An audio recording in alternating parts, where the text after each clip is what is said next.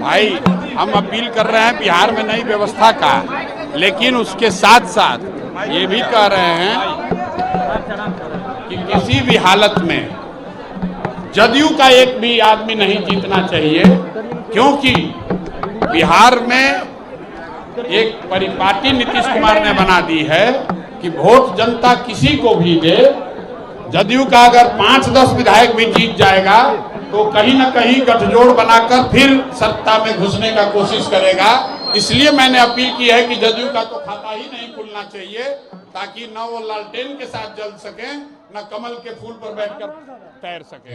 ऐसे भी भाजपा ने 7 नए मंत्रियों को शपथ दिलवाया, कैबिनेट और साथियों को पूरा साझा गया, क्या कहेंगे? भाई भाजपा ने बनाया है तो स्वाभाविक है, भाजपा ही तो पीछे से दल सरकार चलवा रही है। सामने से नीतीश कुमार को मुखौटा रखा है।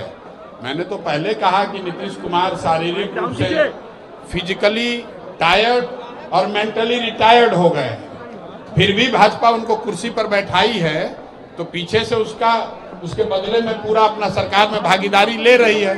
आप बताइए कि अभी जब 6 महीना बाकी है तो 7 नए मंत्रियों को बनाने का क्या फायदा है, क्या मतलब है?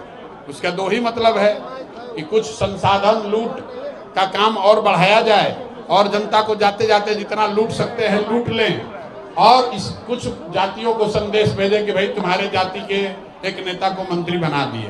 भाई आप किसी जाति के मंत्री हैं, क्या आप कह सकते हैं कि बिहार में भूमि सर्वे में जो लूट मचा हुआ है रोक दीजिएगा? भाजपा के जो अध्यक्ष हैं यही तो अभी राजस्व मंत्री थे। क्या भूमि सर्वे में लूट नहीं हो रहा है? क्या कोई मंत्री ये कह सकता है कि बिहार में स्मार्ट मीटर के नाम पर जो धांधली बदमाशी हो रही है रुक जाएगा? क्या बिहार से भ्रष्टाचार रुक जाएगा? क्या बीपीएससी का जो अनियमितता हुआ उस पर लोगों को न्याय मिल जाएगा? क्या पेपर लीक नहीं होगा, ऐसा दावा कर सकते हैं? तो मंत्री कोई बने उससे क्या फायदा? चलाएगा तो अफसर ही। आपने आपको जवाब दिया है और साफ-साफ कहा है कि मेरे पिताजी बिल्कुल फिट एंड फाइन है। प्रशांत नहीं तो हमको क्या जवाब देना उसमें?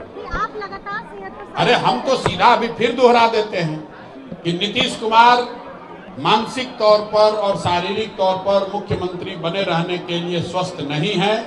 अगर स्वस्थ हैं तो और कुछ नहीं, कैमरे पर आकर बिना कागज देखे अपने मंत्री परिषद के साथियों का नाम और उनका विभाग बता दें। मैं अभी से पूरा अभियान वापस लेकर नीतीश कुमार के समर्थन में उनके लड़के की तरह हम भी खड़े हो जाएंगे। आपने तेजस्वी यादव को लेकर की बात कहा, तेजस्वी यादव कह रहे हैं कि 25 में हमारी सरकार आएगी और हम बदलाव करेंगे। भाई 25 में सरकार आएगी और बदलाव करेंगे तो पहले 15 साल तो वही थे, 2015 से लेके 2017 तक वही उप मुख्यमंत्री थे, और अभी अपने चचा के मदद से फिर उप मुख्यमंत्री बने थे। तो बदलाव तो लाए, लेकिन बदलाव अपने आर्थिक स्थिति में आया। इन 17-18 सालों में जब जब राजद वाले सरकार में रहे तो बदलाव लालू जी के परिवार के आमदनी में आया, उनकी आर्थिक स्थिति में आया, उनसे जुड़े हुए जो ठेकेदार हैं, बदमाश हैं, उनकी जिंदगी सुधरी। बिहार में कोई बदलाव नहीं आया। तो अब बिहार की जनता जान चुकी है और वापस जंगल राज के नेताओं को और उसके पुरोधा की ओर जनता देखने का तो कोई सवाल ही नहीं है। भाई ऐसा है, आसान तो कुछ भी नहीं है, आसान तो इतने कार्यकर्ताओं को जुटाना भी नहीं है। लेकिन बिहार बदलाव रैली जो है, बिहार बदलाव का जो सभा है वो आपको 11 तारीख को दिखेगी, और आपको वो जनता की आवाज, जनता की जो भावना है वो सबके सामने गांधी मैदान में दिखे। इसीलिए हम लोगों ने घोषणा की है कि 11 अप्रैल को ये रैली की जाएगी। और हाथ कंगन को आरसी क्या, पढ़े लिखे को फारसी क्या, जो हम लोग कहते हैं वो सामने कर रहे हैं। अगर 11 तारीख को नहीं हुआ तो आप लोग कह दीजिएगा कि भाई प्रशांत किशोर की रैली फेल हो गई। लेकिन 11 तारीख को आपको दिखेगा, गांधी मैदान में इतने लोग आएंगे ना जो कभी पहले आए थे ना कभी आगे आएंगे। आप देखिए क्या भैया रिकॉर्ड टूटेगा। पहले बात तो कि रिकॉर्ड तेल पिलाओ और भाला चलाओ वाला रैली से हमारा कोई कंपटीशन नहीं है। सुनिए, ऐसा है, मैंने आपको कहा कि अभी तक की सबसे बड़ी रैली अभी तक का जनता का सबसे बड़ा जुटान 11 अप्रैल को आपको गांधी मैदान में दिखेगा। अब ये होगा कि अब कल से सुनिएगा कि सरकार कह रही है कि 11 तारीख को इनको परमिशन नहीं दिया जाएगा, लेकिन गांधी मैदान में 11 तारीख को हम लोगों ने ऑलरेडी आवेदन दिया हुआ है, परमिशन मिल ही जाना चाहिए।